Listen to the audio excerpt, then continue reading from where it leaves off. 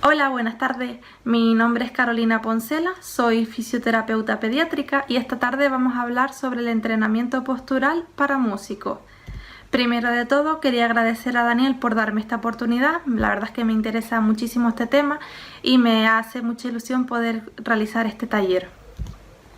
Tenemos que tener en cuenta que la música y el ser humano están muy relacionados desde hace mucho tiempo. En la antigüedad, para que el músico pudiera producir un sonido muy bello, tenía que adoptar una postura y buscar el gesto más óptimo para poder tocar el instrumento. En ningún caso el constructor del instrumento contempló la capacidad lesiva de la postura y tampoco la repetición o la cantidad de movimientos repetitivos que tenía que realizar para tocarlo. Las primeras publicaciones sobre afectaciones en músicos profesionales datan de 1713, aunque no es hasta los años 80 del siglo XX, con la mejora de la tecnología, cuando se estudia en mayor profundidad la relación que hay entre las diversas afectaciones y el gesto musical. Antes de empezar a hablar de la higiene postural, necesitamos saber qué es la columna vertebral. ¿Y qué es la columna vertebral? Pues es la estructura básica del tronco. Está en continuo desarrollo. ¿Qué quiere decir esto? Que no termina de consolidarse hasta la pubertad.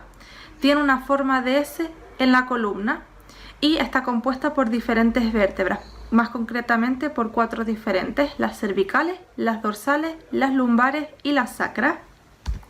Como íbamos hablando antes, la configuración definitiva se alcanza después de la pubertad. Las curvas de la columna se van a desarrollar como consecuencia de una sobrecarga de las diferentes posturas. ¿Qué quiere decir esto?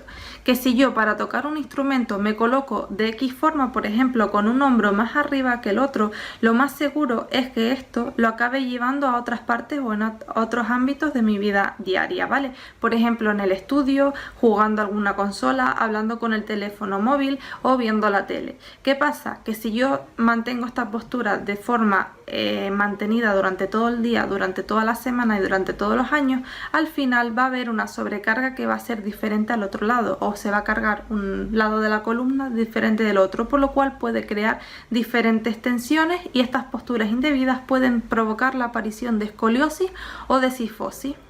Además, estas posturas indebidas influyen no solo a nivel de la postura que podemos ver asimétrica, sino que también pueden influir a nivel del cuello, de los hombros, de las caderas, de las rodillas, tobillos e incluso provocar una modificación de la pisada.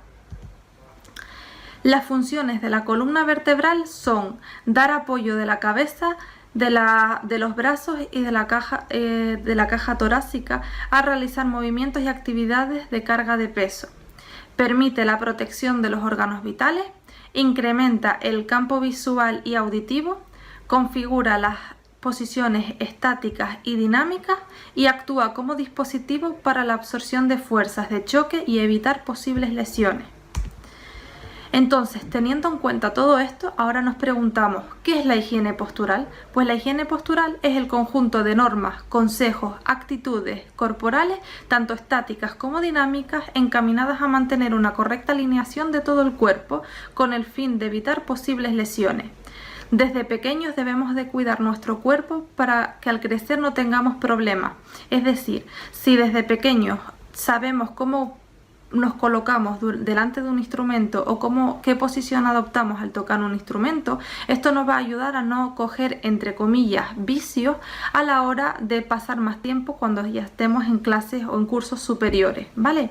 ¿Qué quiere decir esto? Si yo, por ejemplo, toco el piano y mi forma de ser es que yo tengo los hombros aquí arriba y empiezo a tocar hacia el piano, si esto desde las primeras clases no se me corrige y no se me comenta que tengo que llevar los hombros hacia atrás, estar lo más recta posible y mantener los hombros lo más separados posibles para poder tener más libertad de las manos, entonces esto es lo que yo voy a creer que es normal y en un futuro esto es lo que voy a asociar como normal, aunque realmente no sea una postura correcta. Para mí va a ser lo más correcto porque es lo que he aprendido desde pequeño.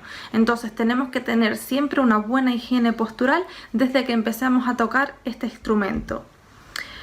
La escoliosis es la desviación de la columna vertebral en alguna de las curvas que forman la S. Tenemos que las causas son la escoliosis idiopática, que se divide en infantil, que es hasta los 3 años, juvenil de 4 a 10 y adolescente de 11 a 18 años. También podemos tener otras causas como puede ser la escoliosis congénita, y la escoliosis neuromuscular.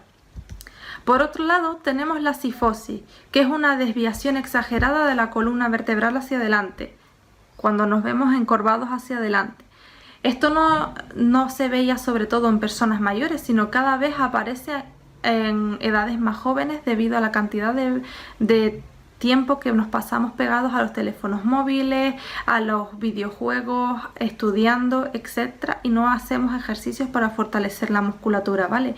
Entonces, las causas de la cifosis es que puede aparecer en cualquier edad. Y las causas más comunes son la artritis, la escoliosis, la osteoporosis, algunas enfermedades hormonales, infecciones, la espina bífida e incluso la mala postura y un déficit de la musculatura.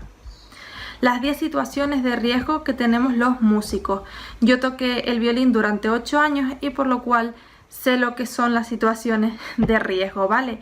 Que tenemos que tener en cuenta que lo que solemos hacer es cuidar más el instrumento que el propio cuerpo. ¿Por qué? Porque transportamos el instrumento e intentamos no golpearlo, entonces adoptamos las posiciones inadecuadas. Por ejemplo, en personas que tenían un contrabajo, un violonchelo, intentaban subir el hombro como fuese posible para no arrastrarlo, ¿vale? No compensamos el trabajo asimétrico. Siempre nos vamos a colocar el instrumento de la misma forma. En mi caso, el violín siempre me lo colocaba en el lado izquierdo del cuerpo y el arco iba con el lado derecho. Pero nunca hacemos un ejercicio contralateral para tener una simetría normal de todo el cuerpo, sino que a lo mejor nos quedamos con esa asimetría. La técnica empleada.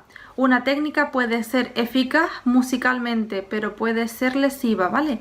Normalmente el problema radica en poco control de la tensión y del esfuerzo deficiente. ¿Qué quiere decir esto? En mi casa, por ejemplo, yo tendía a presionar mucho el mango del violín.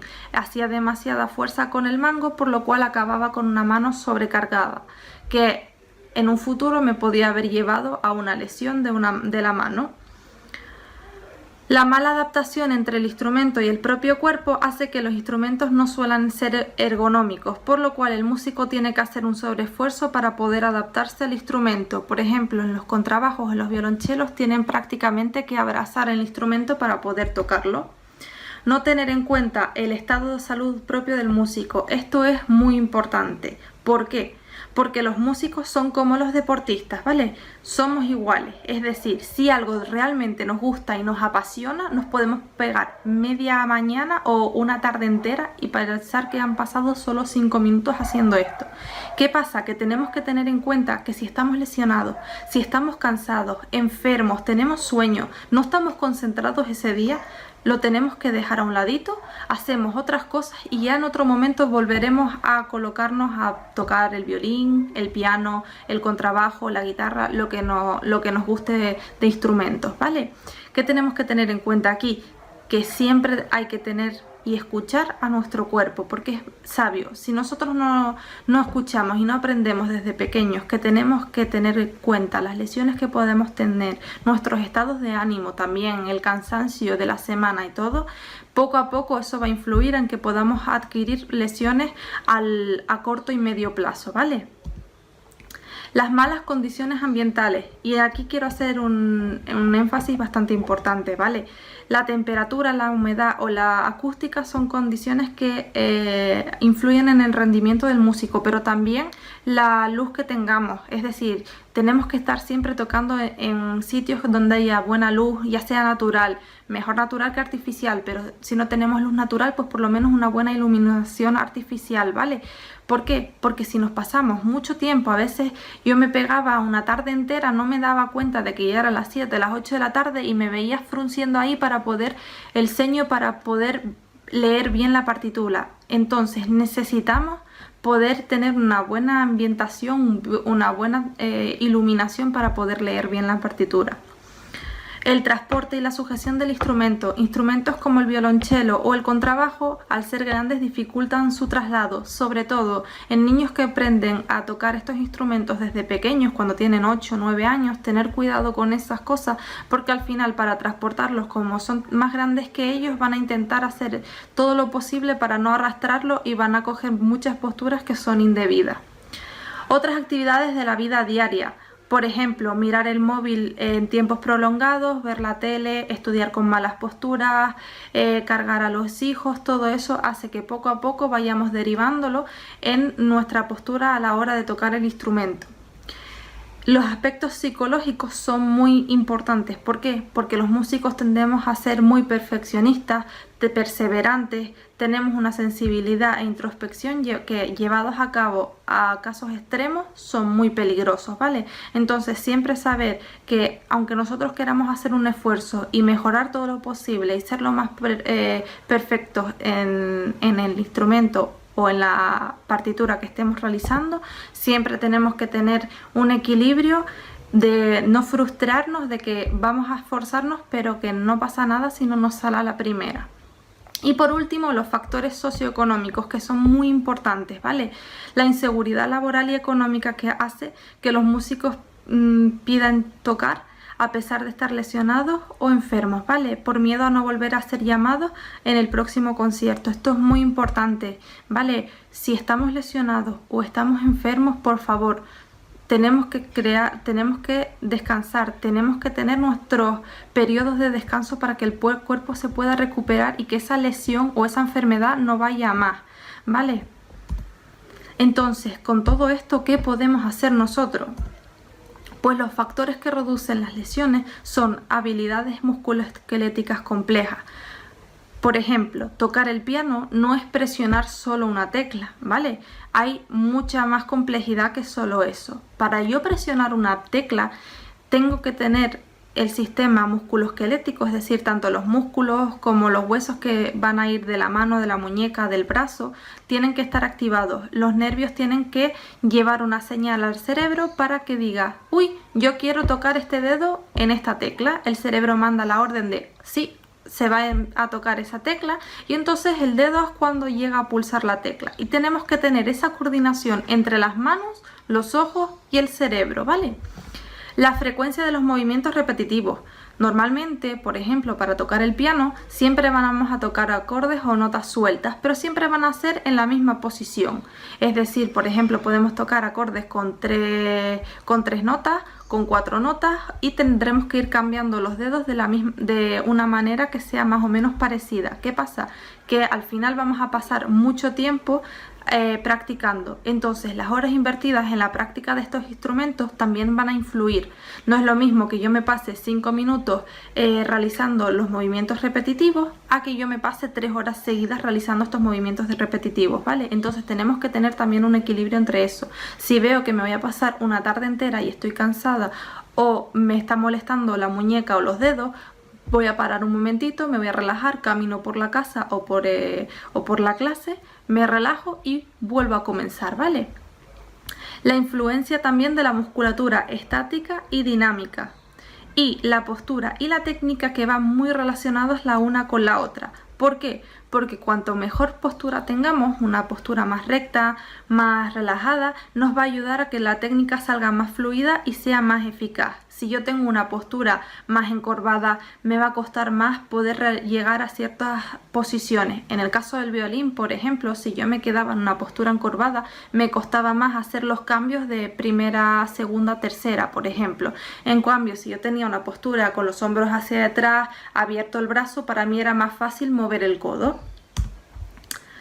Entonces, ¿qué ejercicios o qué métodos debería de realizar para mejorar esta postura?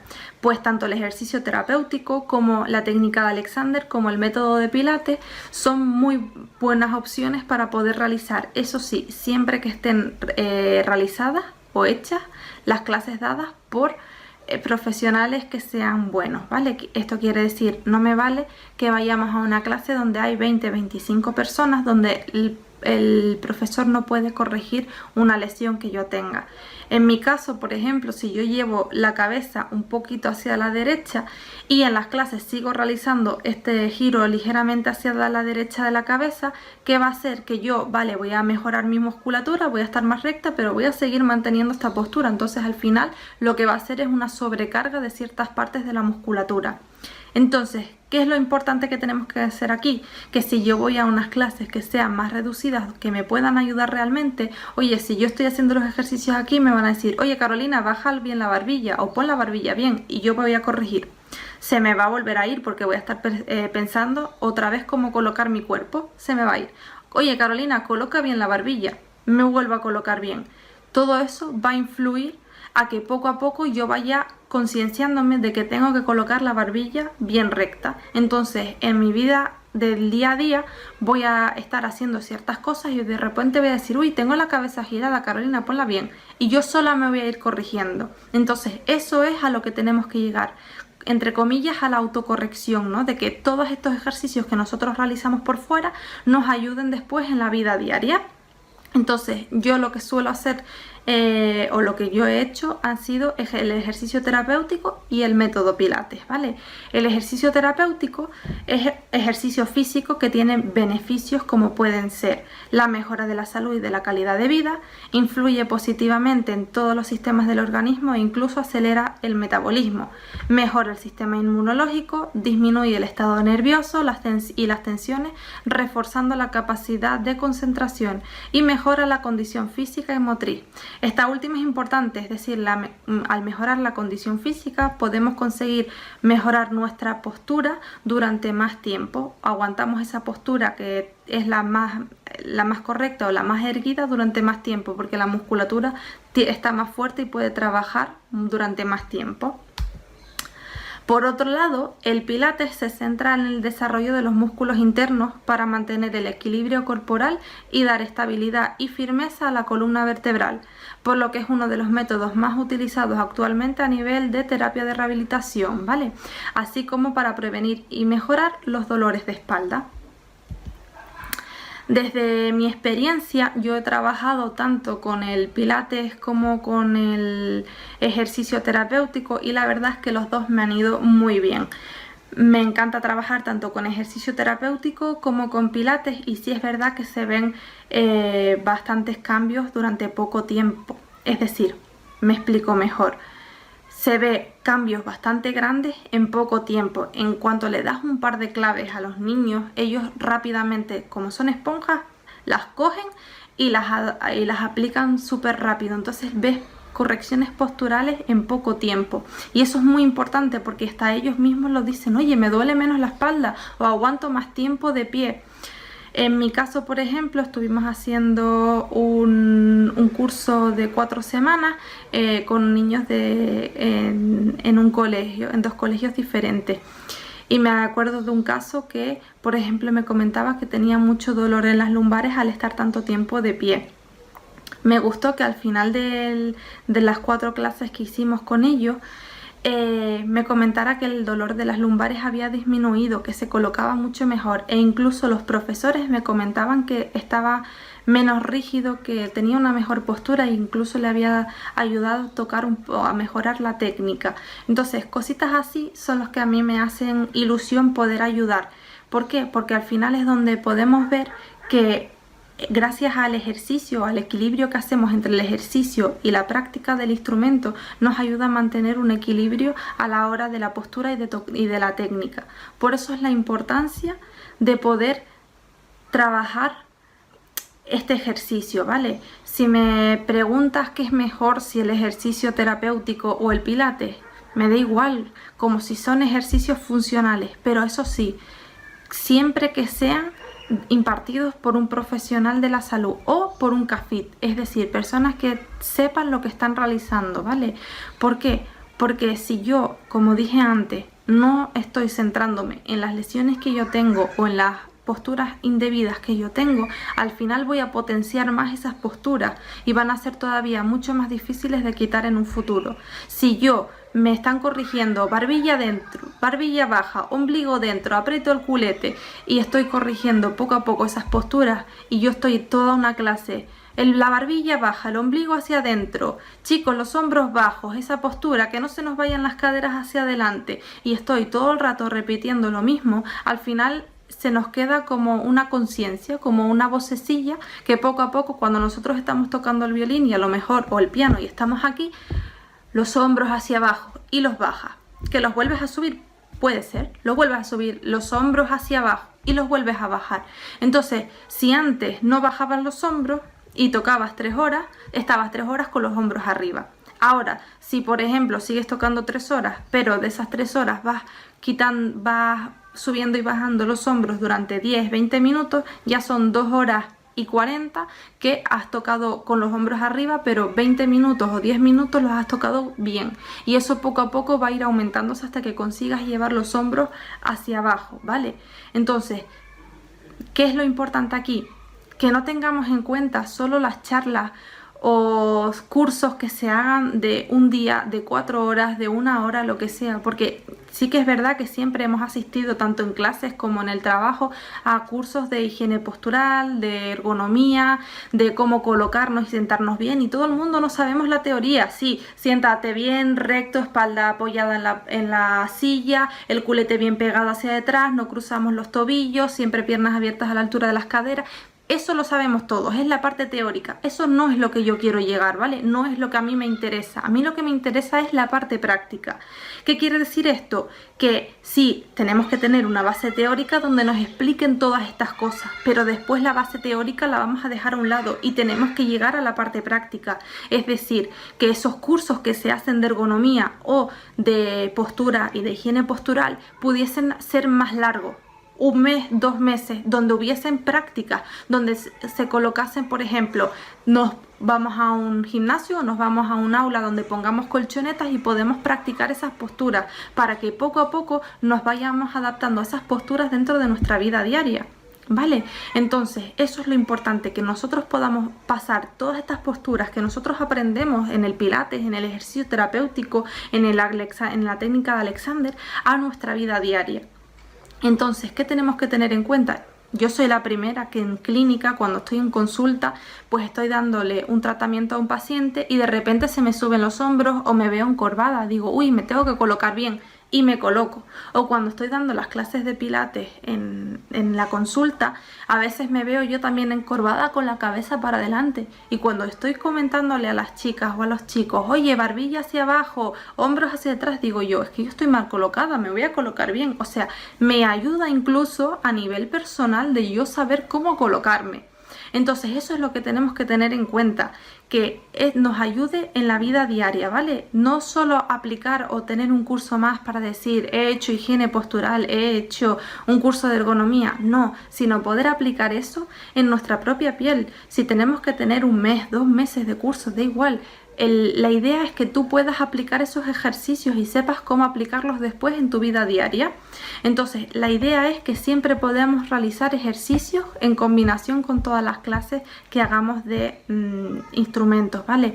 Lo ideal sería que los conservatorios o que las academias pudiesen tener 1 o 2 horas a la semana de ejercicios donde se pudiese ayudar a mantener la postura corporal de todo el mundo, ¿vale? Y que fuese también más específica para cada tipo de músico. Es decir, un trompetista no va a tener que usar los mismos ejercicios que un pianista, o un pianista no es lo mismo que un violinista, ¿vale? Entonces, aunque fuesen clases que fuesen grupales de, por ejemplo, violinistas, pianistas y clarinetistas, que siempre tuviesen en cuenta ejercicios específicos para cada uno de ellos. Pues oye, si uno tiene la tendencia de subir el hombro y el otro lo que tiene que hacer es mantener los hombros bajos, pero lo que me hace es alargarme la espalda, pues entonces mantener siempre como una unión entre los diferentes músicos, pero siempre manteniendo específicos ejercicios para cada uno. Y con eso se termina mi charla. Yo espero que hayan disfrutado, que hayan podido aprender. Cualquier cosa, cualquier duda que les quede, no duden en contactarse conmigo, que estaré encantada de responderles sin problemas, ¿vale? Muchas gracias por todo otra vez y estamos en contacto. Un besito.